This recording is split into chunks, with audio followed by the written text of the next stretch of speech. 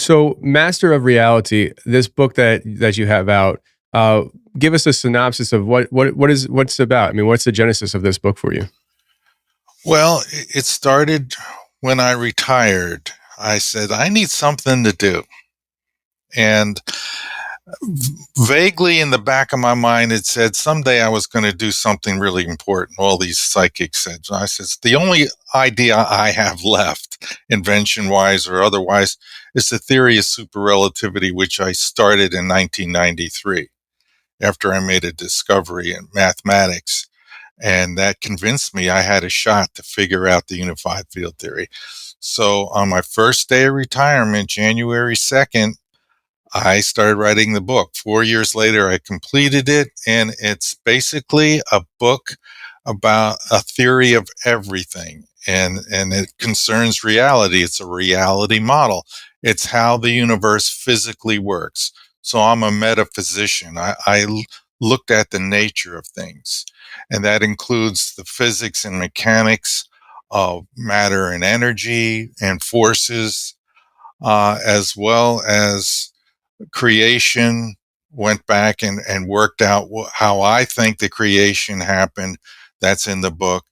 And other fun things like stargates and portals and anti-gravity technology. And of course, very, very most important one is faster than light technology, and the creation of the slip wave, which is something I'm working on right now mathematically, the mathematical model that I'm going to make available in a program so that others can design your basic lifter starship type of device. So that's basically what the book is about. So there's many topics: time, UFOs, uh, but they're all connected. So this book just kind of streams along through all those things, connecting the dots and demonstrating how all of this is related to unified field theory, paranormal, guardian angels, spirit guides, um, everything. We are here.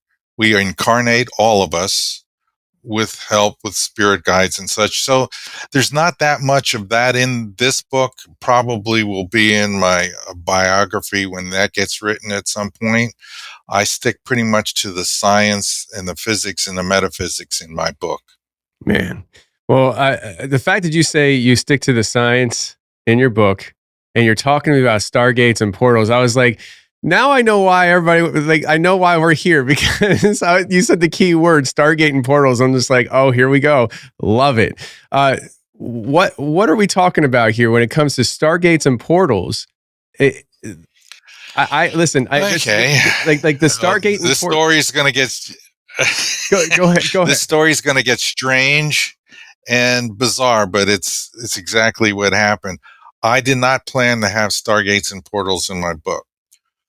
1 year before I completed the book, a year and year and a half, somewhere in there, I had an emergency situation where I thought I might have been contracting rabies. And if you know about rabies, it's 99.99% fatal. Nobody survives. And so it was an odd situation how I thought I didn't actually get bit or scratched. Some fluid from a bat that I was washing, a thing that I had trapped manually, had splashed near my eye. And I thought, oh my God, if it's got the fluid from the germs, you can get it through your eye. And I read in the internet that you can get it that way. So I'm in a panic. I'm calling people up and I'm saying, help me, health department, give me the shot, give me the shot. And they said, no, you're probably all right. Don't worry about it. And I made the mistake of letting the bat go. I should have kept it and should have had it tested. But I let it go, and then there was no way to test it. And I was in a panic because they wouldn't give me the shot. So the last thing I could think of is in times in the past when I've had these kind of unusual problems, I go to a good medium, a psychic medium, because they can talk to the other side. And when you talk to the other side, they have access to future, past, everything, all the knowledge, no matter who you're talking to. Once you go on to the other side, they're connected to God. So the information you get, whatever you get, is from the source. So I went there and I found this lady in North Carolina, Tamara Richardson, and connected in, and she's an evidential medium. So she gives evidence that you really are talking to the other side. My parents came through and I was able to talk to them. And this is how I got to the point of writing about Stargates. And in the process, which went 3 hours, this interview went 3 hours, connecting to all kinds of people. It wasn't just my parents. They did a kind of a connection, or as a group, as I don't know what the word, a matrix of a group. They're all connected on the other side. And they informed me that the book I was writing on was vitally important. And the theory I had was correct. And that surprised me, because that's not why I was calling. I really was calling to make sure I didn't have rabies. And she confirmed that I didn't. So, finally I could rest, because I was a nervous wreck. But in that process, all this other stuff comes up. The book that I'm writing on, they asked me, they says, you need to write about portals, because they already have them. The government has already got them, and they're using them for time travel. But they're not very good about it. They're not very good at it. And so I had to do, while writing, but I had to research portals, and she gave me some keywords that actually checked out. And one of them was fractal lenses. I'm studying physics left and right. I never heard of a fractal lens. Turns out it's a metamaterial. Well, that has to go into the framework of the Stargate. And once I got that, using that and studying, I knew that you would have to, in order to build a Stargate, you would have to have a framework made of a metamaterial. And the fractal lenses is that material. And one of the unique properties of a metamaterial, in this case, is if you shine a laser beam into it, it will accelerate to an infinite speed if the metamaterial drops permittivity and permeability within that material to zero, which means there's an equation that from James Clerk Maxwell that says, C, the speed of light equals 1 over the square root of permittivity times permeability. These are properties of space. If you can reduce those, drop them to zero, the speed of light goes infinitely fast, which I knew is what the Stargate is going to need to, in order to accelerate the photons beyond the speed of light, so they compress. And you cause a resonant frequency all around the framework at a super high frequency and energy. And this opens the portal to any time. So you tune it to the frequency to where in time or space you want to be.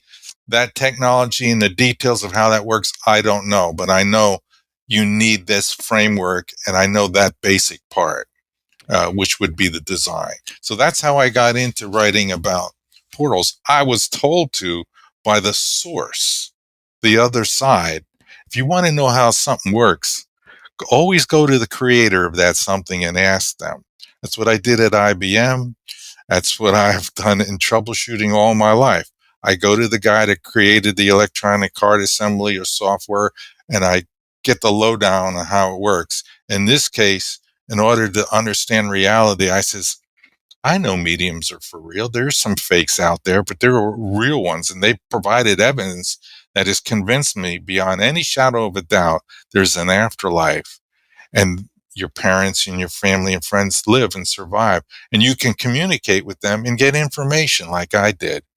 And they said, write it on Stargates. You need to get this out there. So that's how that particular chapter got in the book. Unbelievable. It's pretty strange, isn't it? No, I love it. I love this. And okay, I want to ask you a question that is almost should have been asked in the very, very beginning. But Mr. Fiorentino, who the heck are you? So like, this is amazing. So so you used to work for IBM, and you worked within Correct. the tech industry. Right. So you have a very technologically driven mindset, and the fact that you're talking about this stuff, it is mind blowing, and I love it. So what you're describing, do you think that CERN is that? Do you think that's what CERN is, a Stargate? I don't think it's a Stargate. If it is, they've kept it a really good secret. Of course, I've studied CERN and what they do there and their type of business, and they're really in the particle interaction business, colliding particles to get. They've set up their own system. You get a Nobel Prize if you find a new particle, so everybody's motivated to find particles, so they can have their champagne party, pays the bills. It's a whole system based on, we built this thing to find particles, and if we find particles, we celebrate and we get rewards and awards, and so the whole system is in place basically to find particles. Whether they're not really relevant if they're not stable, and 90 something percent of them decay within a fraction of a second. Who cares about these collisions and these particles? What we should be concentrating on are the particles that are stable: neutrons, protons, photons, electrons, and so forth. So CERN, to me, the knowledge that I have, there is nothing going on there like that. But that doesn't mean that it's not. I'm just not aware of it. I don't have any deep connections to CERN or any of those physicists, other than I've written them a few times asking them questions, and sometimes they answer and sometimes they don't.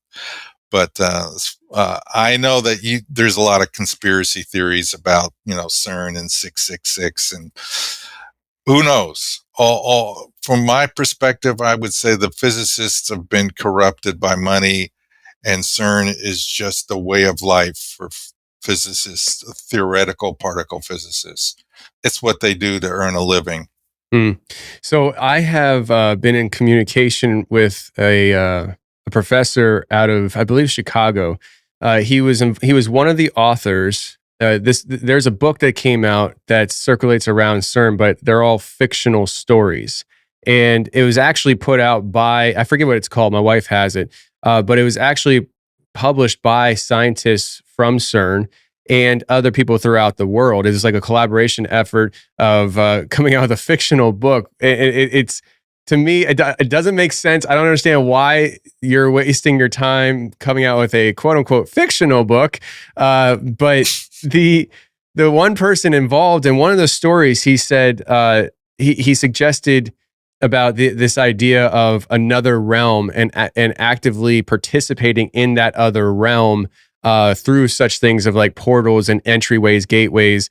And he is a professor at a college here in the United States. And so I reached out to him and asked him if he would be willing to talk to me about the idea. And I referenced what I was talking about.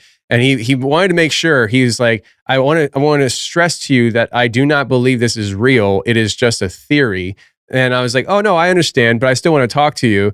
And he said he would come on my show to talk to me. So I've been kind of dragging my feet on that. And I don't know why, other than I feel insecure to talk to somebody that's so smart. But he's going to say something. I'm like, I don't understand what you just said to me. So next question, so